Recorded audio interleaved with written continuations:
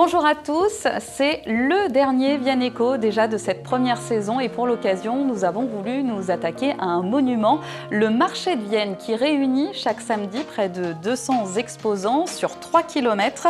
C'est le deuxième plus grand marché de France. En 2020, il avait même été sélectionné par TF1 pour une compétition des plus beaux marchés de France. Alors en coulisses, comment est-ce que ça se passe? Comment est-ce que les exposants sont choisis? Combien ça coûte? Nous avons Daniel Parer avec nous aujourd'hui, chargé de l'économie à la ville de Vienne. Daniel Parer, merci d'avoir accepté notre invitation. Alors, je le disais, vous êtes adjoint en charge de l'économie à la ville de Vienne. On va parler avec vous de cette institution du samedi matin, le marché de Vienne. On en parle dans quelques minutes. Avant ça, place au News Eco, les actualités économiques du territoire. On commence avec ce City Aventure organisé dans les rues de Vienne il y a 10 jours, un jeu de piste organisé par le groupe Femmes du bâtiment de la région Auvergne-Rhône-Alpes. Le but était de réunir les professionnels dans un cadre ludique et atypique. Elles ont dû répondre à des énigmes et étaient 160 venues de toute la région. L'occasion aussi de faire un point sur la place des femmes dans le secteur du BTP. Elles sont 18 000 en Auvergne-Rhône-Alpes sur les chantiers ou plus dans les bureaux, dans la gestion des entreprises. Au niveau national, le pourcentage est encore bas. On enregistre seulement 12,3% de femmes dans les effectifs du bâtiment. Une série de chiffres maintenant, la ville de Vienne a validé le compte administratif 2021 lors du dernier conseil municipal. Les dépenses de fonctionnement s'élèvent à 39,212 millions d'euros et les recettes à 43,480 millions d'euros. Pour le maire Thierry Kovacs, cela confirme la bonne santé financière de la ville. Le stock de la dette 2021 a baissé de 250 000 euros en un an. Et il y avait une visite d'entreprise la semaine dernière dans l'agglomération. Zoom sur 3D Process à l'Usiné, installée depuis un an dans un tout nouveau bâtiment de la zone artisanale. Cette entreprise à taille humaine qui emploie 16 salariés est spécialisée dans la conception et la fabrication des process pharmaceutiques, cosmétiques et agroalimentaires. Elle crée des machines dédiées notamment au lavage industriel et au traitement de l'eau. Une petite entreprise qui séduit des clients de toute la France et qui grossit en termes de chiffre d'affaires. 2,3 millions d'euros l'an dernier avec une prévision de 2,5 millions en 2022. Donc aujourd'hui, l'émission est consacrée au marché de Vienne. Déjà, Daniel Parer, est-ce que vous pouvez nous présenter le marché de Vienne en quelques chiffres ? Alors, ce marché de Vienne est un marché qui a un linéaire de 3 km de long, qui va de la rue Chantelouve jusqu'à la place Saint-Pierre, en passant par la place Miremont, cours Robestan, etc. Et puis, ce marché de Vienne a un peu plus de 200 exposants, dont 109 fixes en alimentaire. Et combien de passages? Est-ce qu'on peut évaluer un petit peu la fréquentation? Alors, le passage, c'est uniquement pour les manufacturiers qui remplacent des absents. Mais il n'y a pas de passage pour l'alimentaire. Donc, passage, ça dépend un peu des samedis, ça dépend aussi un peu du temps. Oui, forcément, avec la météo. Mais c'est un marché très prisé, donc il y a une grande demande au niveau du passage quand même. Oui. Alors, on parle du deuxième plus grand marché de France, vous le confirmez? C'est le deuxième marché de France, oui. Après Nice, qui lui a la chance d'être dans une région attractive, et puis surtout d'avoir, ce qui le complète, un grand marché aux fleurs. Oui, donc du coup ça paraît plus grand forcément avec ce marché aux fleurs. Alors nous aujourd'hui on voulait s'intéresser un petit peu aux coulisses du marché de Vienne. Est-ce que vous pouvez nous expliquer un petit peu comment sont choisis les exposants? Comment est-ce qu'on fait un petit peu le tri? J'imagine qu'il y a de la demande, il y a peut-être une liste d'attente. Comment est-ce qu'on fait? Bien sûr qu'il y a de la demande de façon régulière. Donc il y a une commission qui est présidée par le maire. En tant qu'adjoint, j'y assiste. Les techniciens du marché sont également présents, ainsi que les forains. Les forains sont représentés dans cette distribution. On privilégie les produits manquants. Oui. Déjà, et on essaye de ne pas augmenter trop la concurrence sur les produits existants. D'accord. Il y a un nombre, on respecte ce nombre, et à partir de là, la sélection se fait. Et bien sûr, la recherche de qualité est toujours présente dans nos choix. Et est-ce qu'il y a justement beaucoup de demandes? Est-ce que ce marché est prisé, je ne sais pas moi, peut-être des maraîchers C'est un marché qui est prisé, bien sûr, ça c'est évident. Les maraîchers, en général, quand les places sont prises, ça ne bouge pas beaucoup. Oui, ils y restent. Ils y restent. Et puis, on a quand même des gens qualitatifs dans le domaine de l'alimentaire. Donc ça, c'est déjà très important. Et les manufacturiers, oui, on essaye aussi de garder une certaine gamme. Alors, la question qu'on se pose aussi, c'est combien ça coûte finalement pour les exposants Alors, pour un abonné à l'année, c'est 54 € du mètre carré, du mètre linéaire, je veux dire. Oui, pardon. oui, oui. Et les passants, enfin les gens de passage, 2,35 € du mètre. Oui, alors ça veut dire quoi des passants? Il y a des gens finalement qui peuvent venir occasionnellement, c'est sur ça? les manufacturiers, lorsqu'il y a un absent, un forain de passage peut être installé à sa place.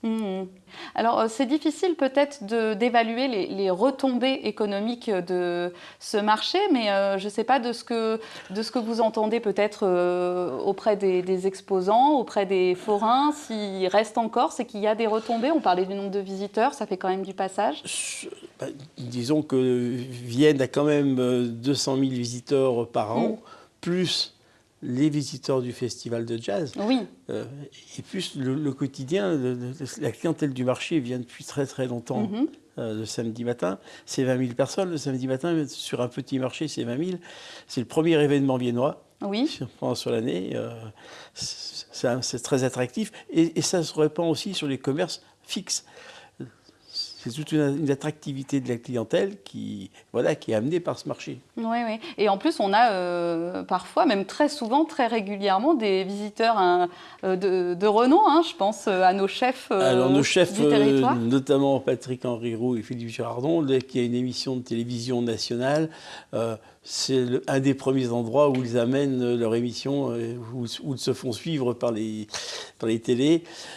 Oui, ils mettent en valeur le marché et en même temps, ils mettent en valeur la ville de Vienne. Et ça, pour nous, c'est très important. Oui, ça joue forcément sur l'attractivité de la ville. Alors, vous me parliez aussi, hors antenne, de ce dispositif mis en place depuis 2018, Marché propre. Expliquez-nous. Marché propre, donc il est demandé aux forains de nettoyer bien sûr leur emplacement à l'issue du marché. Et il y a une mise à disposition de différentes poubelles pour les tri, de bennes même pour le tri. Et on est très attentif justement à ce que ce marché soit propre. Il arrive que nous soyons amenés à sanctionner un forain qui s'est un peu écarté, mais bon, ça fait partie du jeu. Le dispositif est mis en place. Et le dispositif est très appliqué fermement, oui. On a donc ce marché de Vienne, le plus gros du samedi matin, mais on a d'autres marchés aussi dans la ville.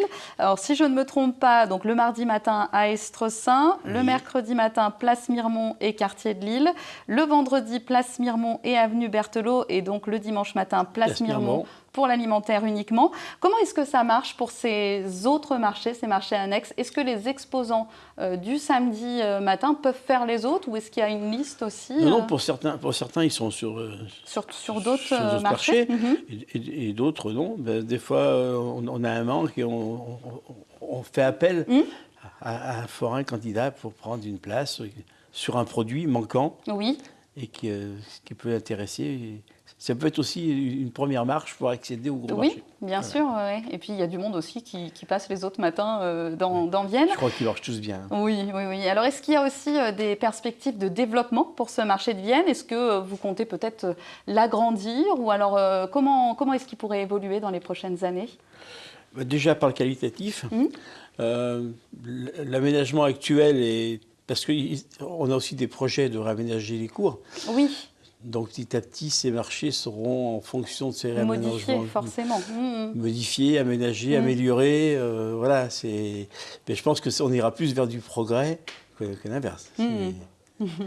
Merci en tout cas d'avoir répondu à ces questions sur le marché de Vienne. J'avais une dernière requête, puisque si vous connaissez l'émission, vous savez peut-être qu'on a démarré cette saison du Vienne Eco avec le nouveau président de la Chambre de commerce et d'industrie, Christophe Caron. Je l'ai vu. Vous avez vu l'émission et donc vous êtes l'ancien président de la CCI, vous l'avez dirigé pendant 17 ans. Quel regard est-ce que vous portez justement sur cette nouvelle équipe que vous connaissez bien, forcément ? Pour moi, je trouve que c'est un bon renouvellement. C'est un renouvellement déjà par la jeunesse. C'est un jeune président. Son équipe autour de lui il y a un petit peu tous les âges, mais il y a quand même une grande majorité de quadras qui apportent un sang neuf, qui apportent une vue actuelle. Et je pense que la Chambre en avait besoin de ce dynamisme nouveau. Et on a une belle chambre de commerce, on a un beau territoire. Malheureusement, on manque d'identité. On n'est pas Lyon, on n'est pas Toulouse, on n'est pas... Mais de réserve vue de Paris, bien sûr. Mais on a vraiment un beau territoire et avec pas mal de pépites. Et ça, c'est très intéressant. Très bien, on s'arrêtera sur cette analyse. Merci Daniel Parer d'avoir été avec nous dans l'émission aujourd'hui. Et oui, c'était le dernier Vienne Éco de la saison et on est très content du coup d'avoir clôturé la saison avec vous. Merci à tous d'ailleurs d'avoir accueilli cette nouvelle émission. Je vous invite à regarder les 10 numéros sur la page Facebook de Vienne TV et on se dit à très bientôt pour une nouvelle saison.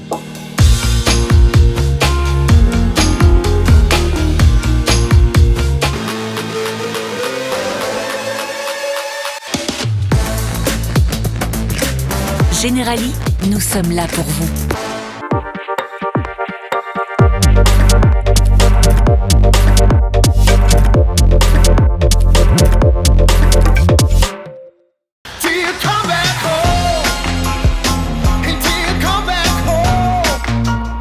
Côté audition, le chemin vers une meilleure audition.